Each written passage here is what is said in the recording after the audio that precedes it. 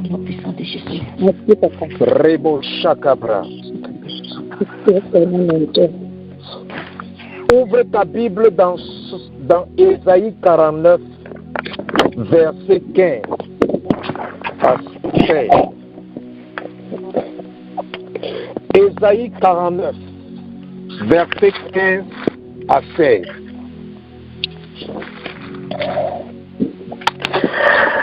Si quelqu'un a la page, que la personne nous lise Ésaïe 49,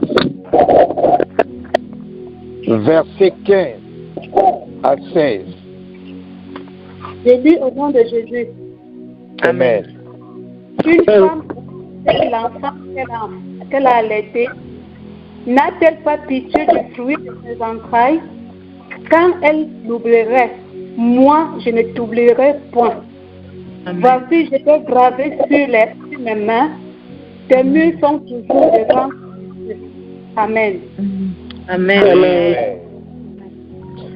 Bien-aimé, Dieu te dit ce soir qu'une femme oublie-t-elle l'enfant qu'elle allait? Non. Et Dieu dit, même s'il arrivait qu'une femme oublie l'enfant qu'elle allait, lui, le Seigneur, ne t'oubliera jamais. Amen. Amen. Il dit que les hommes peuvent t'oublier. Ta famille peut t'oublier. Le pasteur peut t'oublier. L'église peut t'oublier. Les frères, les sœurs en Christ peuvent t'oublier. Mais lui, il ne t'oubliera jamais. Amen. Il te dit que la raison pour laquelle il ne t'oubliera jamais, il dit, il t'a gravé sur ses mains. Dieu te dit qu'il t'a gravé sur ses mains. Tu es gravé sur les paumes de la main de Dieu. Amen. Bien-aimé, s'il y a une partie du corps humain qu'on ne peut pas passer une journée sans regarder, c'est notre paume de main. Tu peux passer une journée sans regarder ton visage. Tu peux passer une journée sans regarder tes pieds. Tu peux passer une journée sans regarder tes épaules, ta poitrine. Tu peux passer une journée sans regarder tes genoux ou tes coudes. Mais personne ne peut passer une journée sans regarder la paume de ses mains. Amen. Amen. Et Dieu te dit que tu es gravé sur la paume de ses mains. Amen. Donc même s'il veut t'oublier, le fait que tu es sur la paume de ses mains, il jettera un regard dessus et il se souviendra de toi. Amen. Il se souviendra de ta maison. Il se souviendra de ton problème. Il se souviendra de ta maladie. Il se souviendra de ta captivité. Il se souviendra des moments difficiles que tu traverses. Même si tu n'écoutes pas sa voix, ça ne veut pas dire qu'il t'a oublié. Même si tu pries, tu ne ressens rien, ça ne veut pas dire qu'il ne t'a pas oublié.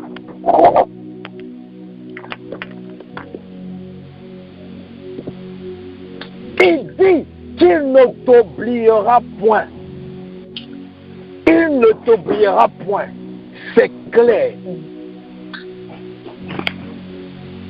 Tu peux oublier Dieu.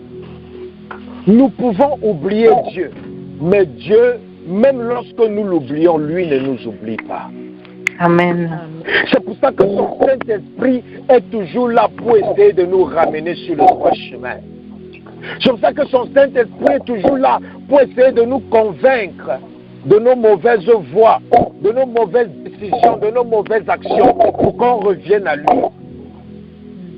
C'est Dieu qui est en train de travailler. Pourquoi? Parce qu'il ne t'a pas oublié.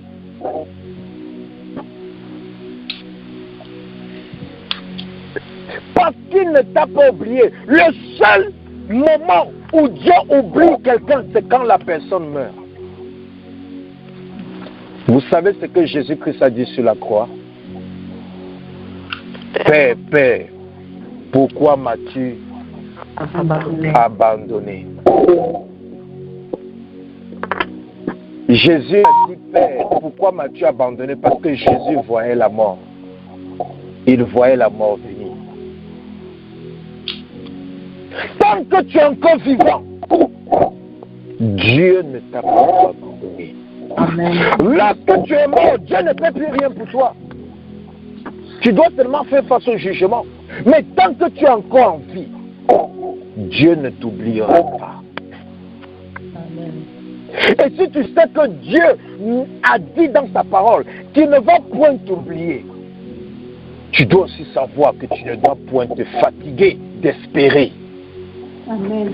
Tu ne dois point te fatiguer d'avoir l'espoir qu'un jour ma situation changera.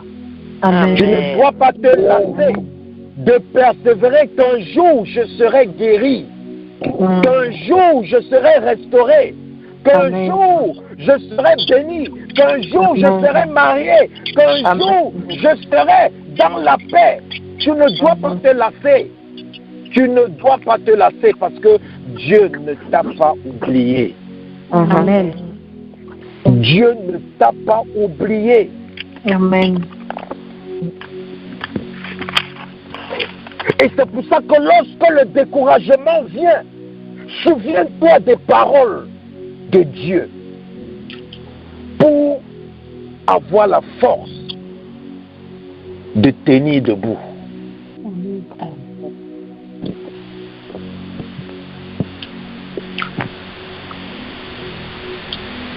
Sache à partir d'aujourd'hui, quel que soit ce que tu traverses, quel que soit le temps que ça a duré, ne te lasse pas d'espérer, ne te lasse pas de rester optimiste, ne te lasse pas de rester positif ou positive par rapport à ton problème. Parce que si Dieu ne t'a pas oublié, ça veut dire qu'il n'a pas encore dit son dernier mot par rapport à ta situation. Amen. Le docteur peut dire son dernier mot en disant « Voici le rapport médical. Ta maladie est incurable. » Ça, c'est le dernier mot du docteur. Mais tant que tu respires, ce n'est pas le dernier mot de Dieu. Amen. Amen. Les hommes peuvent décider. Il n'y a plus rien à faire. Ta situation, Alléluia. c'est fini. Tu ne pourras plus jamais te relever. Tu ne pourras plus jamais être restauré. Tu ne pourras plus jamais réussir. Ta vie est gâtée. Plus rien ne pourra marcher. Tu es déjà vendu. Tu es déjà condamné. Tu es déjà attaché au village. Mais Dieu n'a pas dit son dernier mot. Son Amen. dernier mot. C'est son dernier mot qui est le plus important. Amen. Maintenant, tu vas ouvrir ta Bible dans le livre de Luc. Luc chapitre 11. Parce que Dieu veut attirer ton attention sur quelque chose qui va t'aider à sécuriser et à posséder tes biens. Luc chapitre 11. Rassure-toi que tu as toujours ta Bible, bien-aimé, quand tu te connectes. Parce que la Bible nous dit que nous avons déjà été bénis à cause de la parole de Dieu qu'on a écoutée. Juste quand tu écoutes seulement la parole de Dieu, ça te bénit. La Bible dit que dans le livre de Proverbes, que la parole de Dieu est la santé pour nos os. Si ton médicament ne marche plus, si ton traitement médical ne donne plus, prends la parole de Dieu comme médicament. Et tu vas voir, ça va donner la santé à tes os. C'est la parole de Dieu. La Bible dit que Dieu envoya sa parole les guérit, sa parole les délivra. Amen. La parole de Dieu, c'est le plus important. Luc chapitre 11. Nous allons lire, quelqu'un pour nous lire Luc chapitre 11 du verset 21 au verset 28. Luc chapitre 11. D'accord. Amen. Nous lisons la parole de Dieu. Lorsqu'un homme fort et bien armé garde sa maison, ce qu'il possède est en sécurité. Mais si un plus fort que lui survient et le dompte, et lui enlève toutes les âmes dans lesquelles il se confiait, et il distribue ses dépouilles. Celui qui n'est pas avec moi est contre moi, et celui qui n'assemble pas avec moi disperse. Lorsque l'esprit impur est sorti d'un homme, il va dans des lieux arides pour chercher du repos. N'en trouvant point, il dit: je retournerai dans ma maison d'où je suis sorti. Et quand il arrive, il la trouve balayée et ornée. Alors il s'en va, et il prend cet autre esprit plus méchant que lui. Il entre dans la maison, s'y établissent, et la dernière condition de cet homme est pire que la première. Tandis que Jésus parlait ainsi, une femme élevant la voix du milieu de la foule lui dit: heureux le sein qui t'a porté, heureuses les mamelles qui t'ont allaité. Et il répondit: heureux plutôt ceux qui écoutent la parole de Dieu et qui la gardent. Amen. Amen. Amen. Que le Seigneur vous bénisse. Amen. Amen. Dieu, ici c'est Jésus-Christ qui est lui-même en train de parler. Et Jésus-Christ dit: lorsqu'un homme fort et bien armé garde sa maison, ce qu'il possède est en sûreté.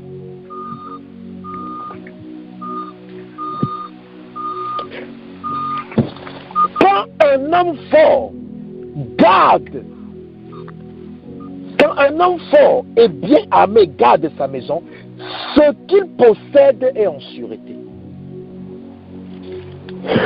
Dieu veut te faire comprendre déjà ici que si tu n'es pas fort ou forte spirituellement, tu ne pourras jamais être capable de garder ta maison. Tu ne pourras jamais être capable de garder ta vie. Et tu ne pourras jamais être capable de sécuriser tes possessions. Il nous dit ici, lorsqu'un homme fort est bien armé et garde sa maison, ce qu'il possède est en sûreté. Ce que Dieu t'a donné n'est plus en sûreté. Pourquoi? Ce que Dieu t'a donné n'est plus entre tes mains. Pourquoi?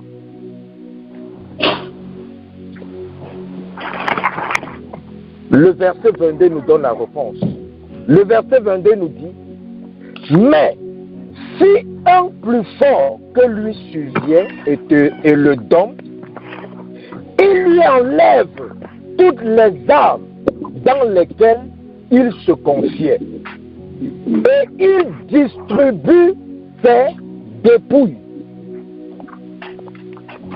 Voici le problème que les enfants de Dieu ont. Dieu t'a donné le bien. Dieu t'a béni. Tu ne vois pas tes bénédictions. Et si même tu vois tes bénédictions, tu n'arrives plus à posséder tes bénédictions. Pourquoi? Parce que une personne plus forte est survenue et cette personne t'a dompté. Et cette personne t'a enlevé toutes les âmes dans lesquelles tu te confiais. Satan, lorsqu'il vient dans la vie d'un enfant de Dieu, si cet enfant de Dieu n'est pas fort spirituellement, Satan va venir posséder tous les biens de cet enfant de Dieu. Même si c'est un pasteur. Et un enfant de Dieu qui veut être fort doit être bien armé. Parce que le verset 21 dit: lorsqu'un homme fort est bien armé, garde sa maison. Tu ne peux pas être fort si tu n'es pas armé. C'est pour ça que le sorcier, avant de venir te combattre, il n'a pas fait ses incantations et ses fétiches pour se armer. C'est pour ça qu'il pas se blinder spirituellement pour venir te combattre, pour venir t'envoûter, pour venir t'ensorceler. Parce que s'il n'est pas armé, il ne peut pas t'avoir. Mais toi, enfant de Dieu, tu dois comprendre que ce n'est pas parce que tu as donné ta vie à Christ que tu es armé. Donc, un enfant de Dieu, lorsqu'il donne sa vie à Christ, il n'est pas armé. Tu peux donner ta vie à Christ sans être armé.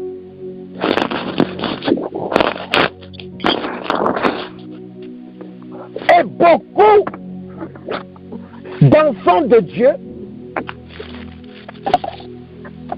ont des manques dans leur vie parce que quelqu'un de plus fort est venu s'emparer de ce que Dieu les avait donné.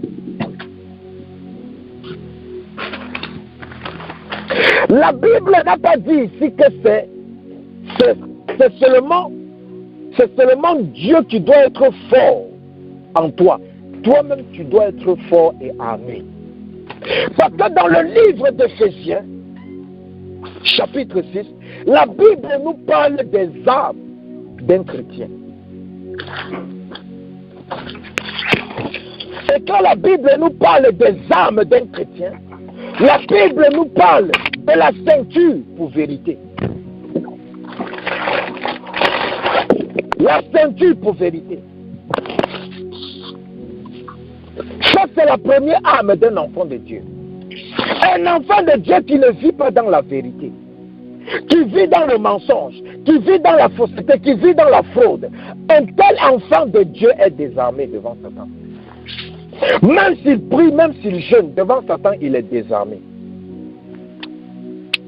Et Satan viendra vider cet enfant de Dieu de ses possessions. Parce que la Bible dit que quoi? La Bible dit au verset 23 que, au verset 22, mais si un plus fort que lui survient et le dompte, il lui enlève toutes les armes dans lesquelles il se confiait.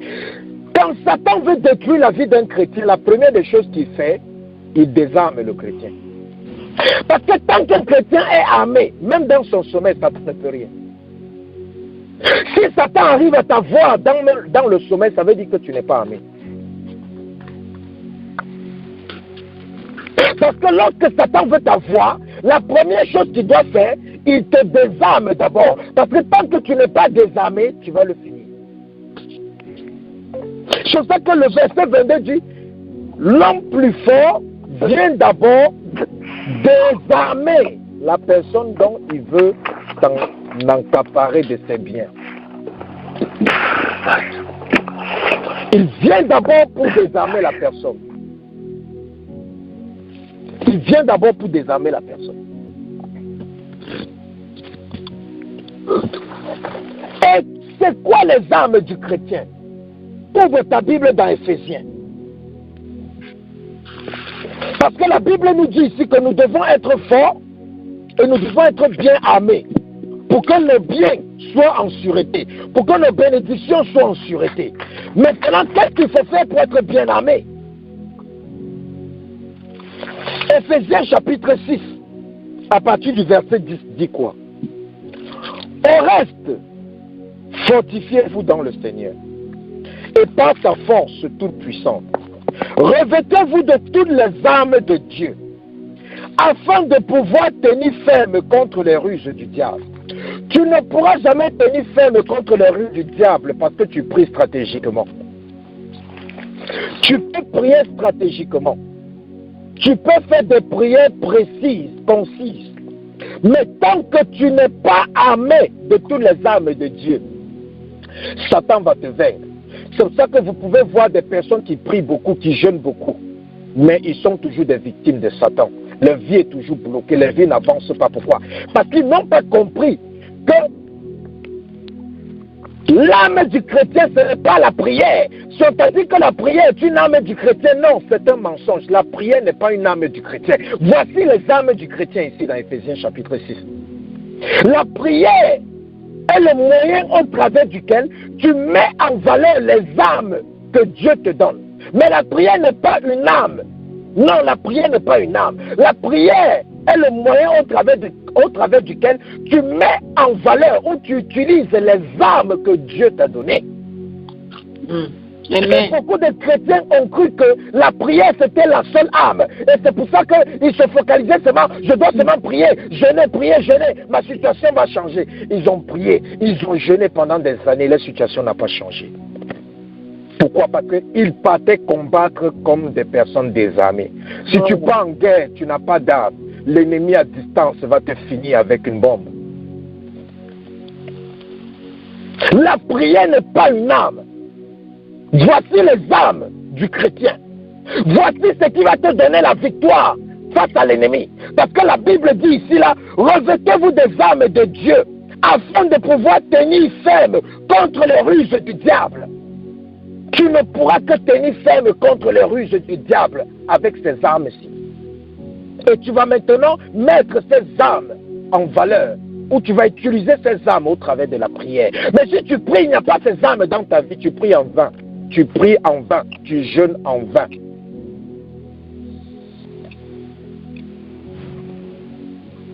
Verset 12, nous sommes dans Éphésiens chapitre 6, verset 12. Car nous n'avons pas à lutter contre la chair et le sang, mais contre les dominations, contre les autorités, contre les princes de ce monde de ténèbres, contre les esprits méchants, dans les lieux célestes. C'est pourquoi, prenez toutes les armes de Dieu, afin de pouvoir résister dans le mauvais jour, et de tenir ferme après avoir tout surmonté. Vous comprenez ce que Dieu ne fait qu'insister ici là. Il dit au verset 13, c'est pourquoi prenez toutes les armes. Il n'a pas dit que prends 99% des armes et tu laisses l'autre. Il a dit prenez toutes les armes. Parce que si tu n'as pas toutes les armes, Satan va te vaincre. Satan va venir posséder tes biens. Satan va venir posséder ton mariage.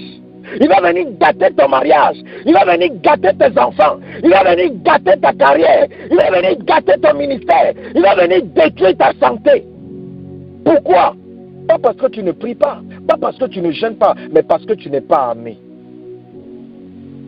Parce que tu n'es pas armé. Peut-être tu es armé. Mais tu n'as pas toutes les armes. Si tu n'as pas toutes les armes, bien-aimé, tu seras une victime de Satan. Parce que Dieu a précisé ici que nous devons avoir toutes les armes au complet pour avoir la victoire. Jésus-Christ a été victorieux dans tous les domaines de sa vie. Pourquoi? Parce qu'il avait toutes les armes. Il avait toutes les armes.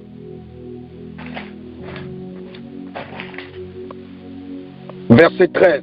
C'est pourquoi prenez toutes les armes de Dieu afin de pouvoir résister dans le mauvais jour.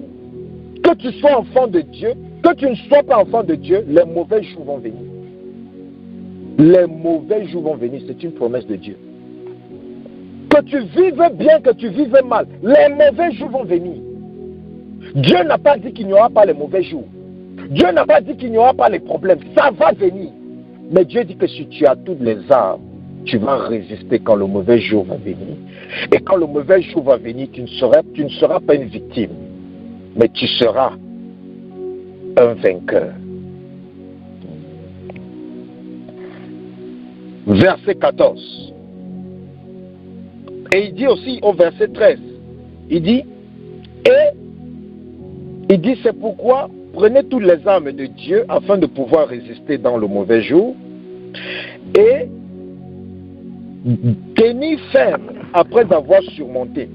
Il y a des gens qui ont gagné des victoires, qui étaient en guerre spirituellement, et ils gagnent la guerre. Et après la guerre, ils n'ont plus la force de tenir ferme.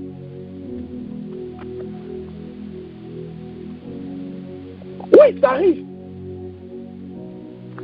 Ça arrive. Ça arrive. Tu peux la guerre, mais après la guerre, tu n'as plus la force de manger ta victoire. Tu n'as plus la force de te réjouir.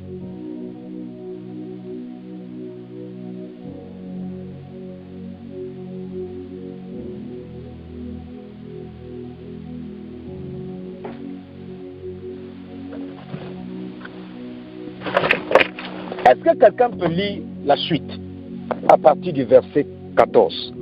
Quelle est la première arme? Le verset 14.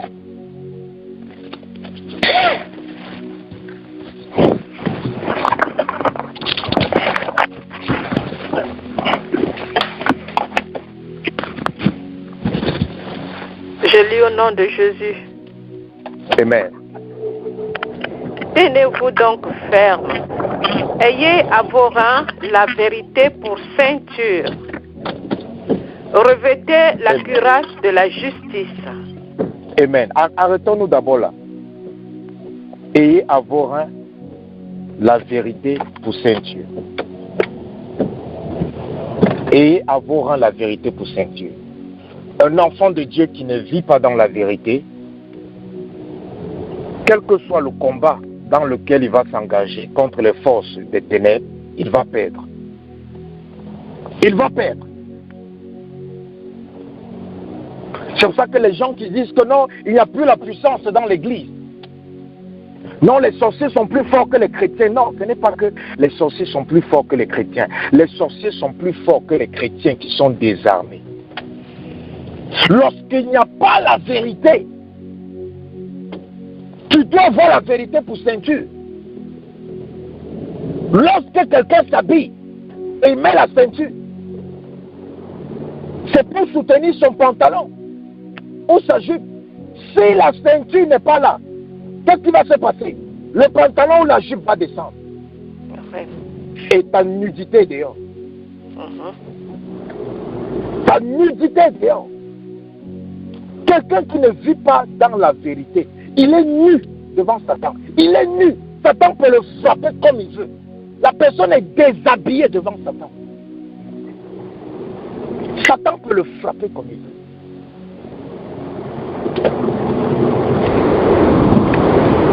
La Bible dit, tu connaîtras la vérité et la vérité t'affranchira.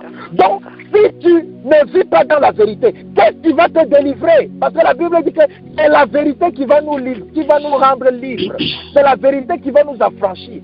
Si tu ne vis pas dans la vérité, qu'est-ce qui va te libérer? Ce ne sont pas les prières, le jeûne. Non, c'est la vérité. Tu dois vivre dans la vérité. La deuxième arme, c'est quoi?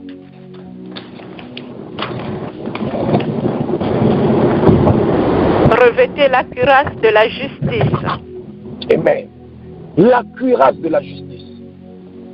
Un chrétien qui est injuste, il perd son temps à l'église. Il perd son temps dans le jeûne. Il perd son temps dans la prière. Lorsque tu es injuste, l'accusateur, monsieur Satan, il est au trône de Dieu, 24 sur 24 pour t'accuser. La Bible dit, dans le livre de Galates, ne vous y trompez pas. Ce qu'un homme aura semé, il récoltera. Lorsqu'un enfant de Dieu est injuste, il est en train de semer l'injustice. Et qu'est-ce qu'il va récolter en retour? Ça sera aussi l'injustice. Ça sera l'injustice. Ne vous y trompez pas. Ce qu'un homme aura semé, il récoltera. Quand tu vis dans l'injustice, tu es en train de semer ça dans ta vie. Et c'est ça que tu vas récolter. C'est ça que tu vas récolter. Tu vas demander les bonnes choses à Dieu tous les jours. Mais ce n'est que l'injustice. Ce n'est que l'injustice avec laquelle on va te servir. Pourquoi? Parce que tu es injuste. Tu as laissé la cuirasse. La cuirasse, ça se met où? Ça se met sur la poitrine. Pour protéger quand les guerriers allaient en guerre avant, ils mettaient la cuirasse. La cuirasse était sur leur poitrine, ça leur protégeait. Quand il n'y a pas l'injustice, ton cœur est à la merci de Satan. Satan peut venir jouer avec ton cœur comme il veut, comme bon lui semble. Tout simplement à cause de quoi? Parce que il n'y a pas la grâce. La justice de Dieu te protège. Ça protège ton cœur. Ça protège ton cœur. Beaucoup de gens, Satan a détruit leur vie en affectant leur cœur. Pourquoi? Parce qu'il y a aussi l'injustice en eux.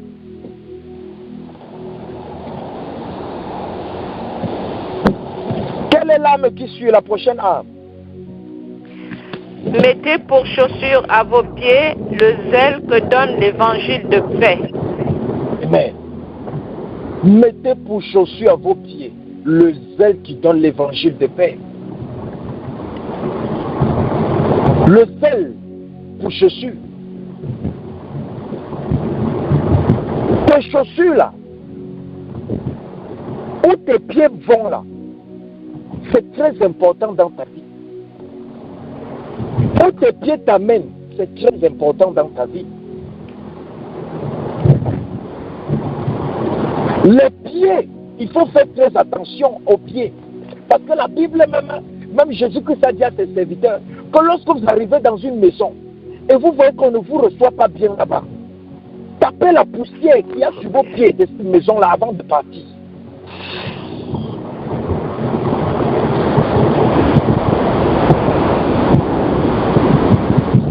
Le pied, tes chaussures qui donnent le zèle pour l'évangile. Un chrétien doit être zélé. Zélé pour les choses de Dieu. On t'a dit que non, c'est seulement les pasteurs, c'est seulement les apôtres, c'est seulement les serviteurs de Dieu, les servantes de Dieu qui doivent donner l'évangile, partager l'évangile, qui doivent être zélés pour défendre l'évangile. Non, non, non, bien aimé. Tout enfant de Dieu doit être zélé pour l'évangile. Et tout enfant de Dieu doit partager l'évangile avec quelqu'un. Ce n'est pas une affaire des pasteurs, c'est une affaire, c'est une des armes que tu dois avoir. Un enfant de Dieu qui n'est pas zélé pour l'évangile, il est désarmé devant Satan. Et que lorsque Satan vient même t'attaquer, qu'est-ce que tu utilises pour combattre Satan avec? C'est l'évangile. Quand Satan est venu attaquer Jésus au désert, qu'est-ce que Jésus a utilisé? L'évangile. Si tu n'as pas l'évangile, quand tu seras malade, comment tu sauras prier? Tu vas seulement dire Seigneur, guéris-moi, Seigneur, guéris-moi, Seigneur, guéris-moi. Non! Si tu connais l'évangile, tu vas dire Seigneur, ta parole a dit, par tes maîtresses, nous avons été guéris, guéris-moi. Tu vas connaître l'évangile.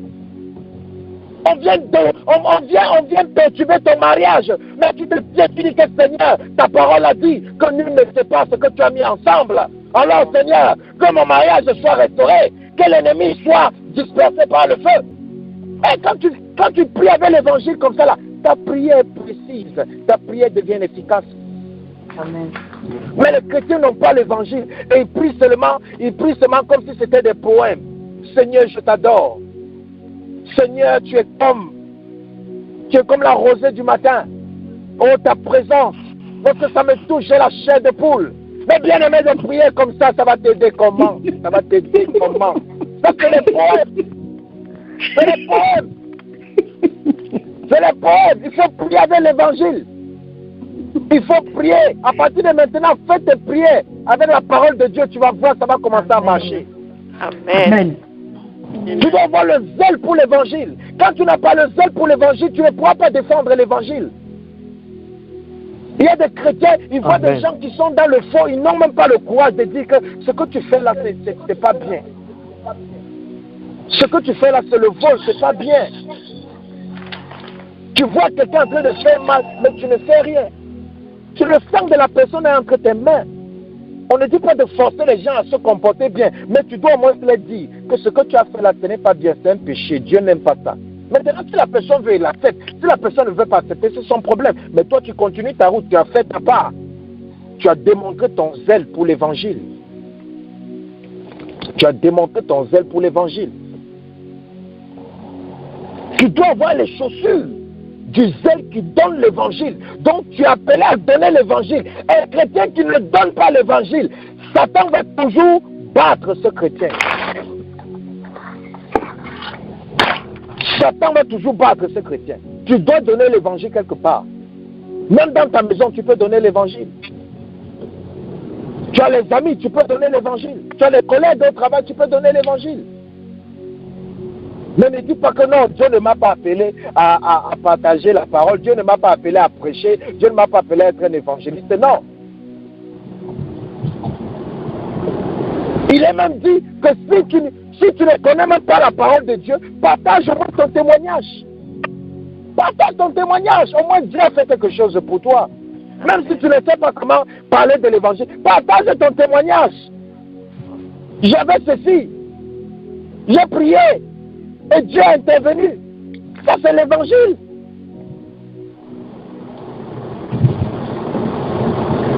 Quelle est la prochaine arme?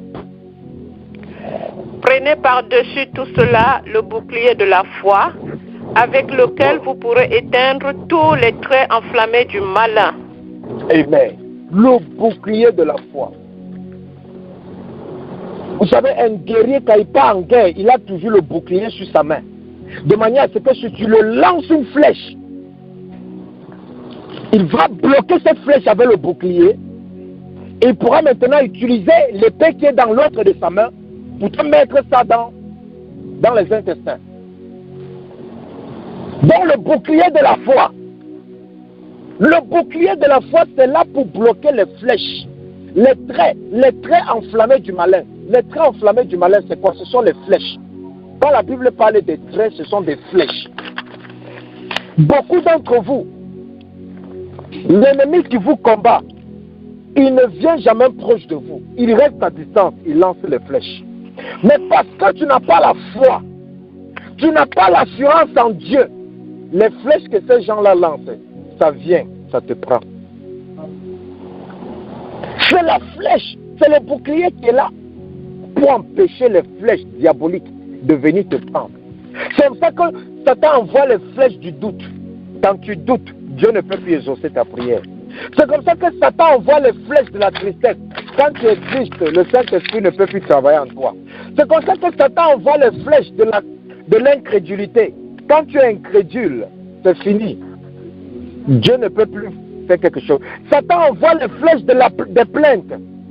Tu commences à te plaindre. Tu commences à te plaindre. Tu commences à te plaindre. Ouais, Dieu là, lui, ne me coûte pas. Oh, les autres là, on les bénit. Moi, ma vie est comme ça. Tu commences à te plaindre. Tu te plains, tu te plains, tu te plains, tu te plains. Alors que tu ne sais pas. Tu ne sais pas que la murmure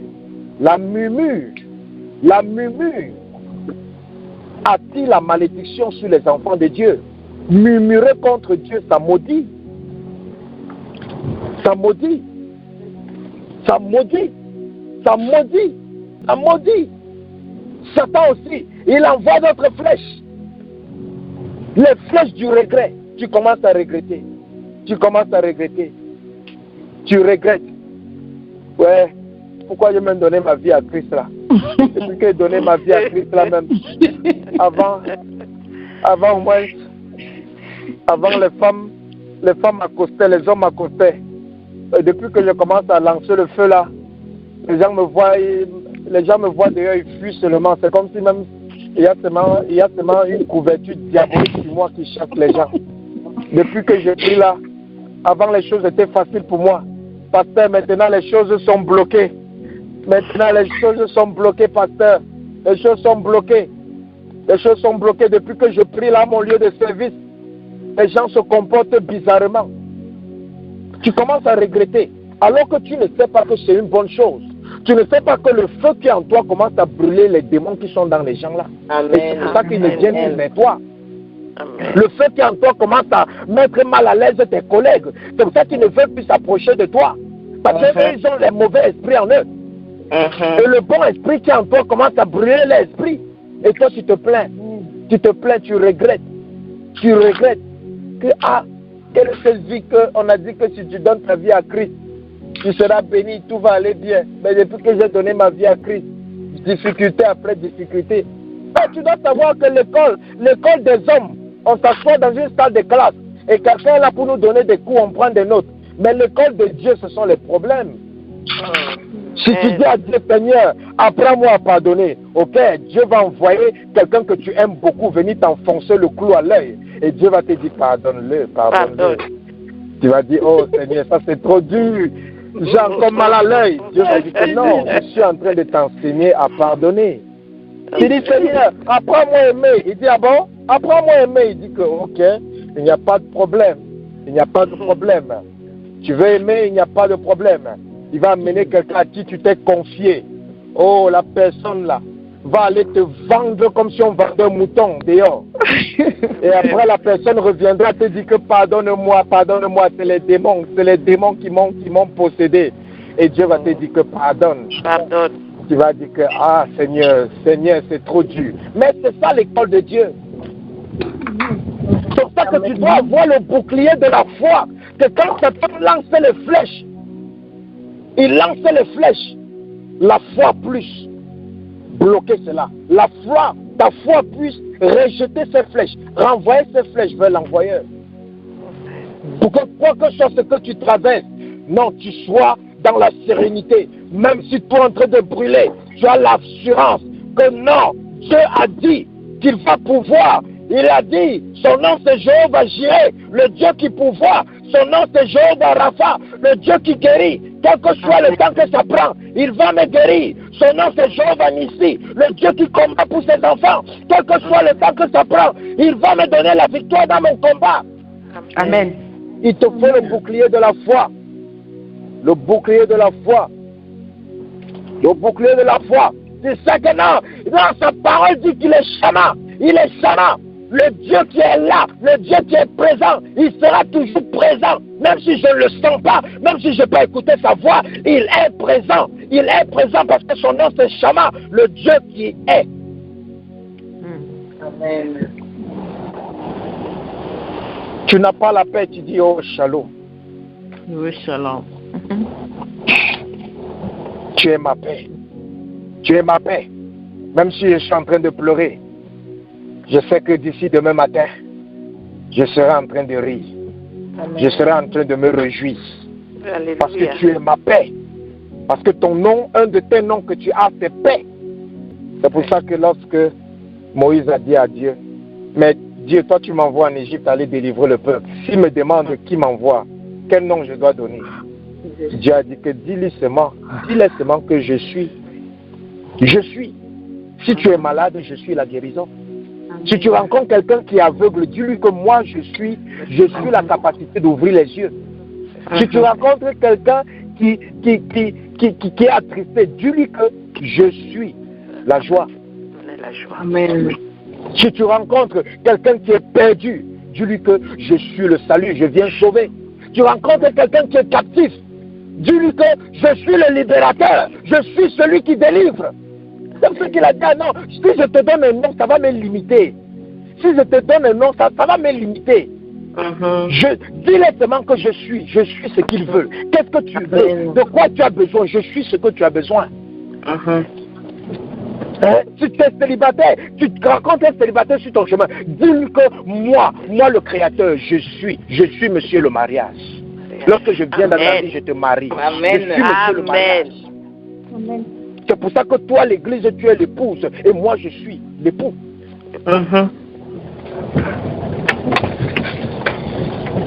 Quelle est la prochaine arme? Prenez aussi le casque du salut et l'épée de l'esprit qui est la parole de Dieu. Amen. Prenez le casque du salut. Arrêtons-nous seulement au casque du salut.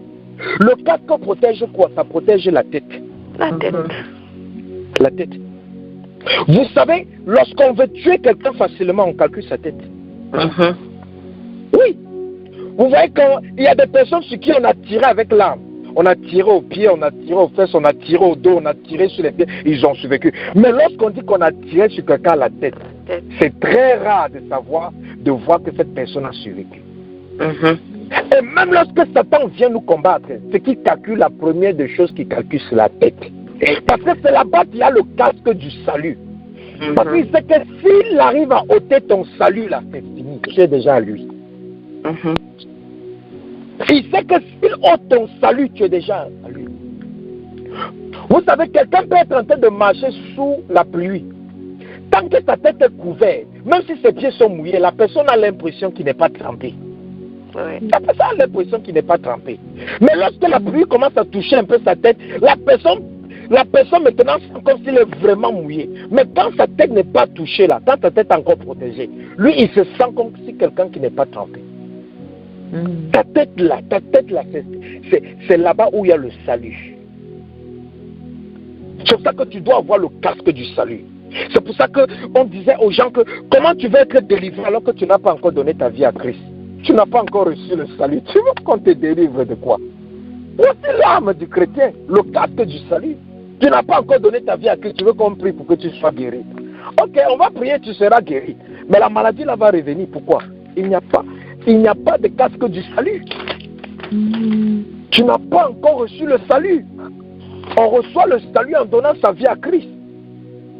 Et tu peux recevoir le salut aujourd'hui et perdre le salut demain.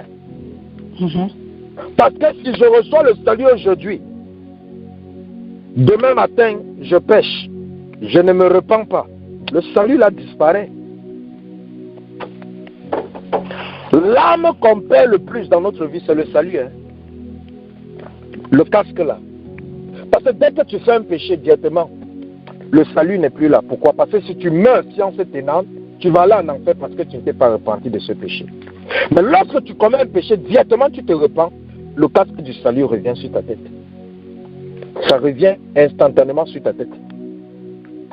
C'est pour ça qu'on dit aux gens, quand tu sais que tu as commis un péché, n'attends pas 10 minutes avant de te repentir. Repens-toi sur le champ.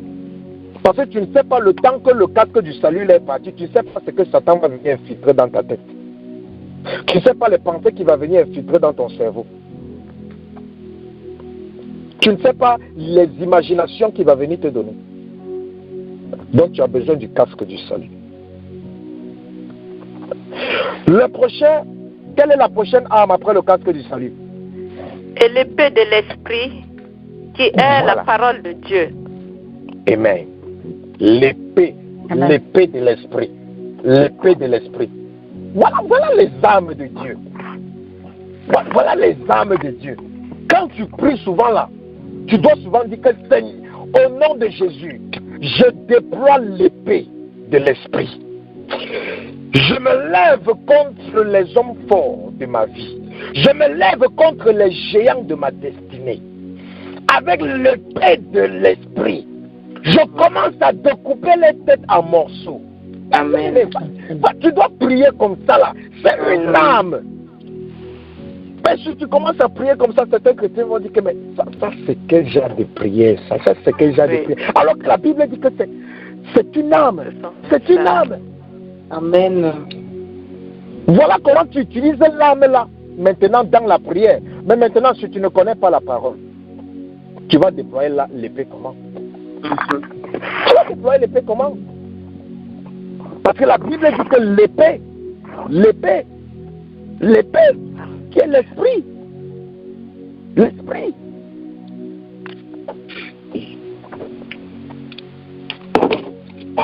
C'est pour ça que tu dois connaître un chrétien qui ne connaît pas la parole de Dieu. Oh, il jeûne, il va jeûner, il va prier, il va perdre son temps. Tu dois connaître la parole. Tu dois connaître la parole. Tu dois connaître la parole. L'épée de l'esprit qui donne la parole de Dieu. La Bible dit que la parole de Dieu est comme une épée à double tranchant. Amen. C'est une épée indomptable, une épée qu'on ne peut pas dompter. C'est une épée impitoyable. C'est une épée redoutable. C'est une épée redoutable. C'est pour ça que lorsque Dieu veut juger, il envoie les anges avec l'épée. Mais lis ta Bible. Quand Dieu veut juger quelqu'un, il envoie les anges avec l'épée. Dans la Bible nous parle du prophète Balaam. Il était dans la rébellion, dans la désobéissance. Il était sur le chemin. pour aller maudire le peuple de Dieu, alors que Dieu avait dit ne les maudis pas. Et quand ses yeux sont ouverts, il a vu un ange au milieu de la route avec une épée prête à découper sa tête en morceaux. Quand Dieu veut juger quelqu'un, il envoie l'ange avec l'épée.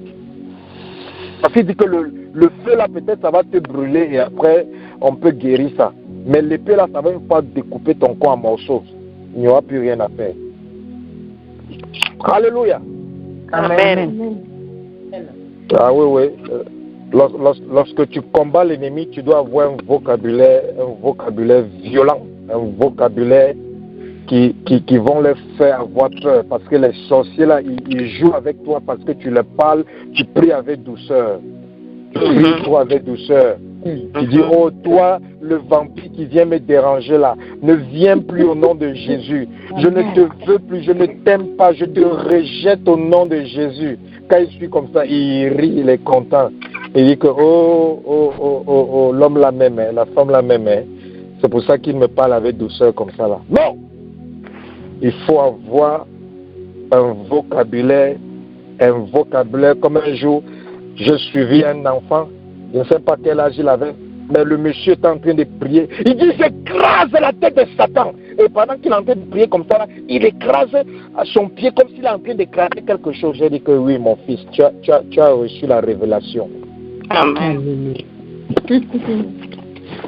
Parce que c'est ce que tu sens dans ton esprit, que lorsque tu pries, c'est ça qui s'accomplit. Ce que tu sens dans ton esprit. C'est ça que quand tu ne pries pas avec rage, les choses vont tourner en rond. Vous voyez les âmes? Et maintenant, la Bible nous dit maintenant au verset 18, faites en tout temps, par l'esprit, toutes sortes de prières. Qu'est-ce que la Bible a dit? Faites quoi? En tout temps, quoi? Par l'esprit. En tout temps quoi? Quoi? Par toutes sortes l'esprit. de prières. Toutes sortes de prières. Qu'est-ce qu'il a dit? Toutes sortes de prières. Ça veut dire que quoi? Ça veut dire qu'il y a prière et prière. Alléluia. Ça veut dire qu'il y a prière et prière. Ça veut dire qu'il y a prière et prière. Et si la Bible dit que faites toutes sortes de prières, ça veut dire qu'il y a prière et il y a prière. Ça veut dire qu'il y a prière que le démon peut encore jouer, et il y a prière où le démon ne peut plus jouer. Ça veut dire qu'il y a prière que la maladie peut résister, et il y a prière que la maladie là sera obligée de sortir. Ça veut dire qu'il y a prière que ton problème peut être encore bloqué, et il y a d'autres prières où ton problème sera obligé d'être débloqué. C'est ça que la Bible dit. Faites toutes sortes de prières par l'esprit. C'est ça que lorsque tu es en train de prier, l'Esprit de Dieu peut t'inspirer un sujet de prière. Ne dis pas que non, le sujet de prière c'est bizarre. Commence à prier, ça c'est l'inspiration du Saint-Esprit. Commence à prier seulement ça. Parce que quand tu pries sous l'inspiration du Saint-Esprit, tu vas voir le résultat. Tu vas voir le résultat. Tu vas voir le résultat.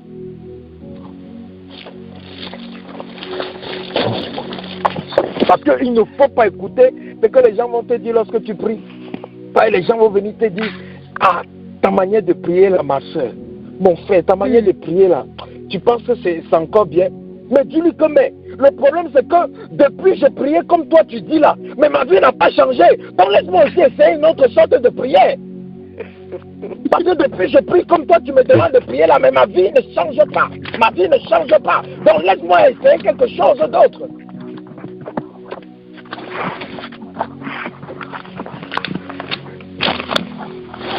Amen. Nous revenons sur Luc 11, qui était notre test de base. Luc 11, notre test de base. Luc 11, verset 21 à verset 28. Lisons, quelqu'un pour nous lire du verset 21 jusqu'au verset 25.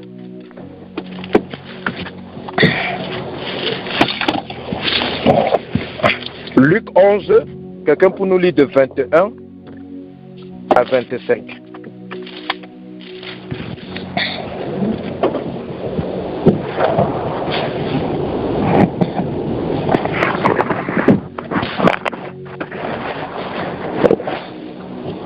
Je lis la parole de Dieu. Amen. Amen. Lorsqu'un homme fort ou bien armé garde sa maison, ce qu'il possède est en sécurité. Mais si un plus fort, lui, vient de le donner, il enlève toutes les armes dans lesquelles il se confiait et il distribue tout.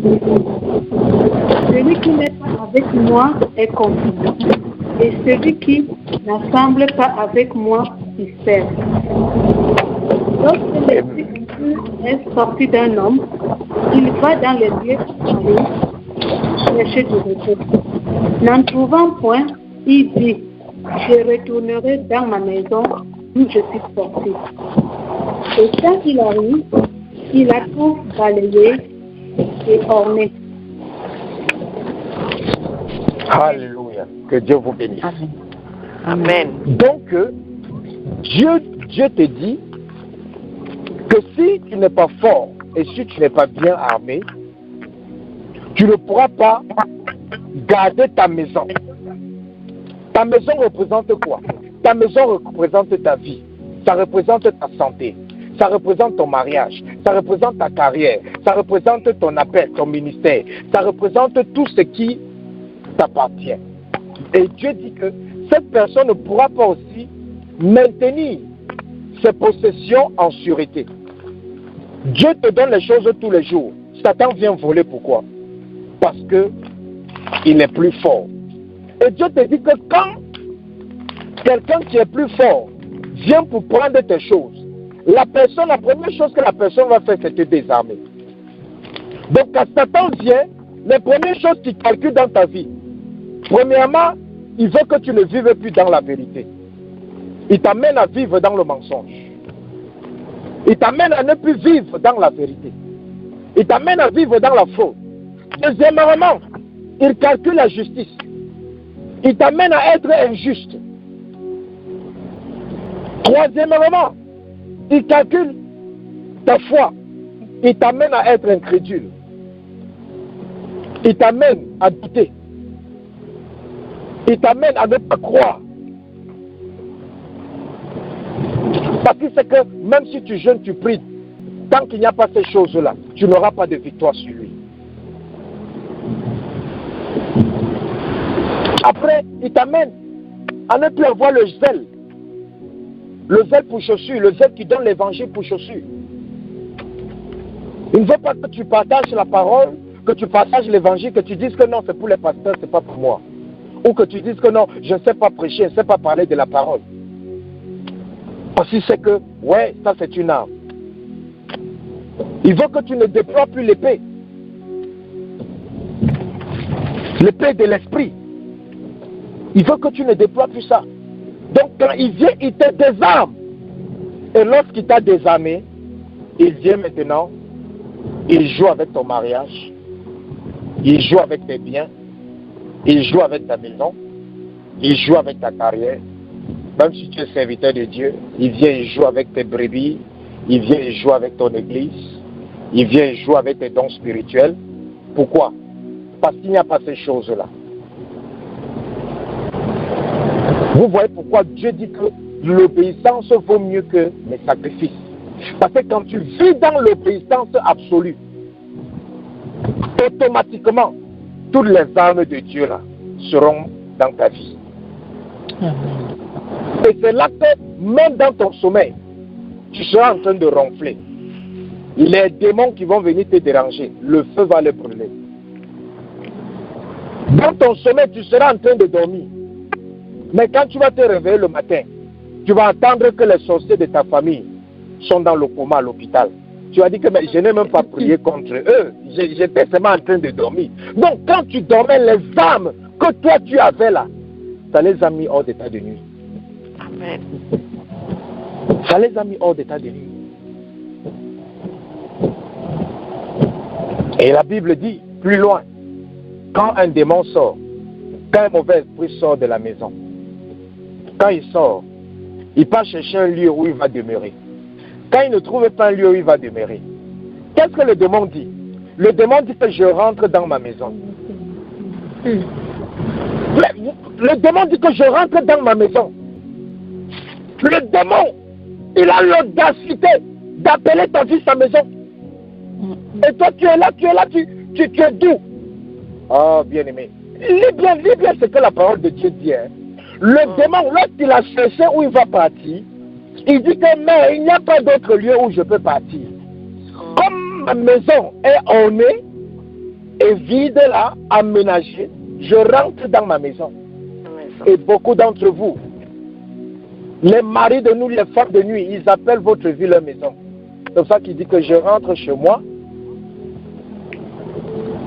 Ils appellent votre vie leur maison. Ils appellent votre foyer leur maison. Tu les chasses, ils partent, ils disent que non, je dois rentrer dans ma maison. Pourquoi? Parce que c'est lui qui contrôle là-bas. Et la raison pour laquelle il contrôle là-bas, c'est parce que lui, il est plus fort que vous. Il est plus fort que vous. C'est pour ça qu'il contrôle là-bas. Il est plus fort que vous. Tant que l'ennemi est plus fort que vous, il va contrôler votre maison. Et il va appeler votre vie sa maison. Oui, c'est pour ça que souvent tu chasses les démons. Sors, je ne sors pas. Pourquoi? C'est ma maison. Oui, mais il est sérieux. Pourquoi? Parce que c'est lui qui contrôle là-bas. C'est pour ça que même si on te délivre et que toi tu ne pars pas maintenant vivre selon la parole de Dieu, si tu ne pars pas maintenant te revêtir des armes de Dieu, même si on t'a délivré, les démons là vont revenir dans leur maison. Parce que la personne qui t'a délivré n'habite pas avec toi. Il n'est pas là pour prier sur toi tous les jours. Donc ce qui fait que quoi? Quand cette personne te délivre, la personne part de son côté, toi tu pars de ton côté. Si tu n'as pas les armes de Dieu dans ta vie, le démon va revenir. Le sorcier va revenir. Parce que la Bible nous dit que s'il est plus fort que toi, il va venir te posséder. S'il est plus fort que toi, il va venir te contrôler. Alléluia. Amen. Amen. Donc, c'est le secret que Dieu voulait te donner par rapport à ta vie. Comment est-ce que tu dois veiller sur ta maison? Comment est-ce que tu dois veiller sur tes biens, sur tes possessions? Comment est-ce que tu dois veiller sur tes bénédictions? Comment est-ce que tu dois veiller sur ton mariage? Comment est-ce que tu dois veiller sur ton ministère, sur ton appel? Comment est-ce que tu dois veiller sur ta carrière? Dieu t'a donné le secret. Tu dois être plus fort que l'ennemi. Et pour être plus fort que l'ennemi, tu dois être bien armé. Et pour être bien armé, tu dois avoir toutes les armes de Dieu. Il dit maintenant, quand tu as toutes ces armes dans ta vie, et tu te mets à prier, et tu te mets à jeûner, ça va déplacer les montagnes. Ça va stopper les tempêtes. Ça va saccager le camp de l'ennemi. Ça va détruire, ça va faire secouer comme un tremblement de terre les fondations de l'enfer. Ah oui, oui. Amen. Si tu veux secouer les fondations de l'enfer, rassure-toi que tu es revêtu des armes et tu te lances dans la prière, le jeûne maintenant, tu vas voir les résultats. Rien ne pourra te résister. Je dis bien, rien ne pourra te résister. Rien ne pourra te résister en ce moment-là. Mais travaille. Rassure-toi que tu es revêtu des armes. Alléluia. Amen. C'est pour ça que tous les jours, il faut prier. Seigneur, donne-moi la grâce d'être revêtu de toutes les armes, d'être revêtu de la vérité, d'être revêtu de la foi, d'être revêtu de la justice, d'être revêtu de l'épée de l'esprit, de la parole, d'être revêtu du zèle qui donne l'évangile, d'être revêtu, Seigneur, de la cuirasse, de la justice. Demande de tous ces armes à Dieu, tous les jours. D'être revêtu du casque. N'oublie pas le casque du salut. Parce que si tu perds le casque du salut, il est même mieux que tu perds tout, mais le casque du salut ne perd pas ça.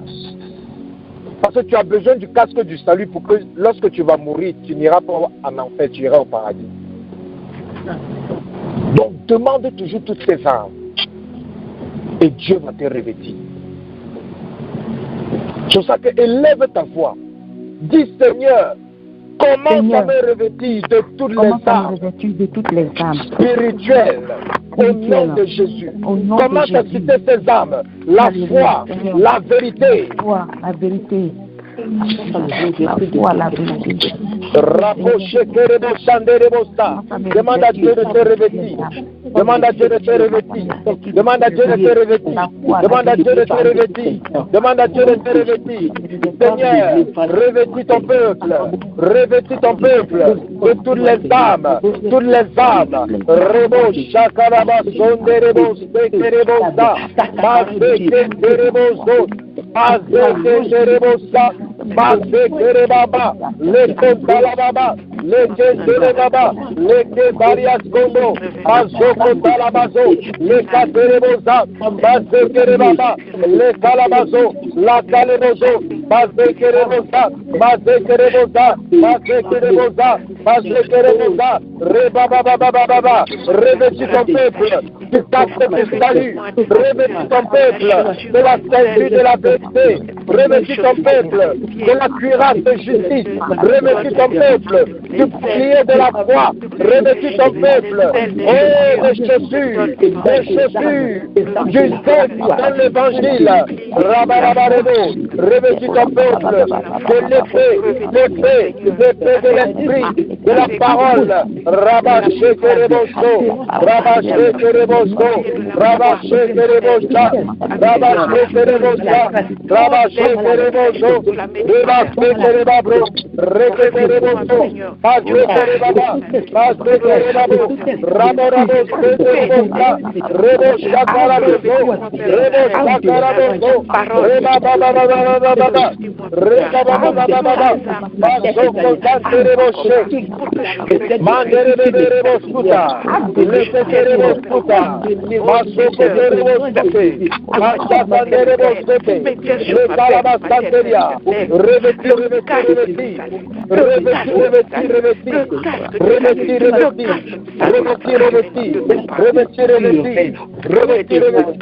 Rabarabasto Talabashe, Masekerebo Borobose, Masekerebo Shakarabazo, Zokorabashe,